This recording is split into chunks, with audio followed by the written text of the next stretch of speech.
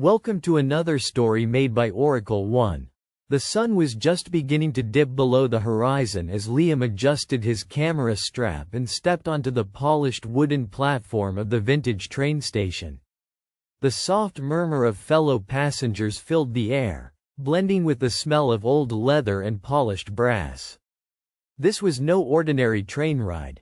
This was the Golden Horizon, a meticulously restored 1920s locomotive offering a scenic 3-hour tour through the rolling countryside of Maplewood.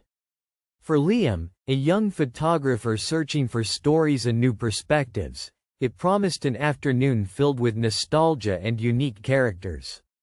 As Liam boarded the train, he was struck by the elegant decor, ornate lace curtains, brass fixtures gleaming under the warm glow of gas lamps, and crimson velvet seats inviting passengers to sit and lose themselves in a different era.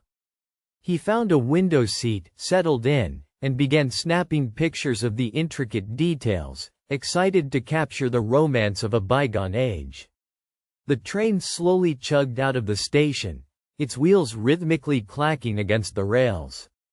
Outside, fields of golden wheat swayed to a gentle summer breeze.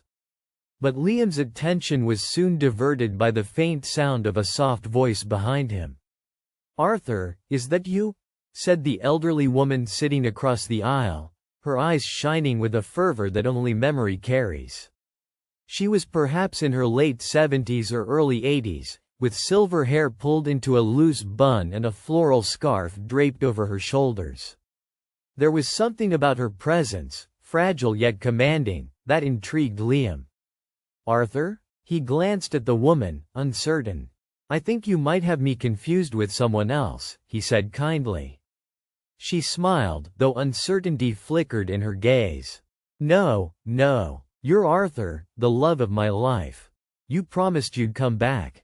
Liam's heart tightened ever so slightly.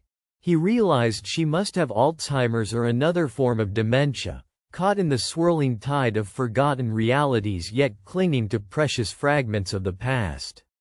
He watched her carefully, feeling an unfamiliar tenderness blossom within him.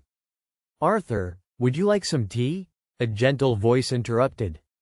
Liam turned to see a woman in her 40s, warm and graceful, with soft brown curls framing a face marked by compassion. It was apparent she was the older woman's companion. "I'm Sarah," she said, smiling at Liam. "My mother can get a little lost sometimes. We're on this trip to bring back some happy memories." Liam nodded, setting his camera aside.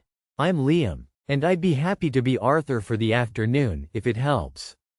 Sarah's eyes softened appreciatively. "That would be wonderful." Over the next hour, Liam played along, becoming Arthur in her fading memories. The woman, whose name was Helen, curled her hands around his arm as if anchoring herself to a lifeline. Her stories filled the train carriage: dances under the stars, picnics by the lake, love letters found under her pillow. Liam listened, sometimes contributing fabricated details, careful not to break the fragile illusion. Each tale painted a portrait of young romance from decades past, told with such vividness it felt like stepping into a time machine. As the countryside flew past outside, Liam found himself stealing glances at Sarah. She was charming without effort, laughing softly at Helen's antics, her eyes reflecting both weariness and unwavering devotion. Liam was surprised at how much he enjoyed her company. It was a warmth he hadn't expected to find on a lonely journey. During a stop at a small station overlooking a serene lake, Sarah confided in Liam as they offered Helen lemonade on the platform. "Alzheimer's has taken so much from Mom, but sometimes she's still the woman I grew up with," Sarah said, her voice tinged with bittersweet resolve. "It's exhausting, but moments like these, when she's lucid or joyful, make it worth it all." Liam felt a sudden surge of admiration for Sarah's strength and tenderness. "You must be an incredible daughter," he said softly.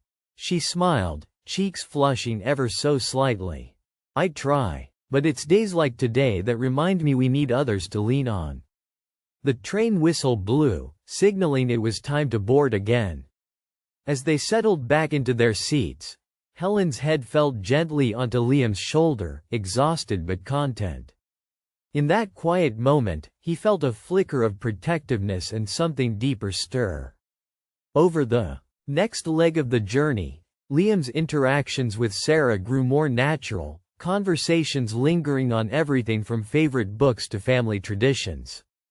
They shared stories about their pasts, their dreams, and fears, weaving a connection stronger than either anticipated. As the train curved through a hilltop vista, Liam caught Helen's smile. It was kind, peaceful, as if the presence of someone embodying her Arthur brought her a measure of comfort. Liam marveled at how fragile life was, how memories could slip away like sand through fingers, and how love could remain steadfast, even in the haze. In the final hour of the ride, Sarah looked out the window, her reflection ghosting over the landscape. "I remember coming here as a child with my mother," she murmured. "It was our special place to dream." Liam's gaze fixed on her. "Maybe it can be ours now," he said, his voice steady despite the fluttering in his chest. Sarah glanced at him, surprise and something unspoken passing between them. The train slowed as it neared the last station, marking not just the end of the journey but the start of new possibilities. When the golden horizon came to a halt, Liam helped Helen down gently, then turned to Sarah. "Would you like to walk with me? Maybe continue the conversation over coffee?" he asked cautiously. She hesitated, then smiled, the kind of smile that promised hope. "I'd like that." They stepped out together into the evening air, the sky now painted in shades of rose and lavender. As they walked away from the train, the echoes of the past faded, replaced by the promise of a very real future. For more stories, like and subscribe.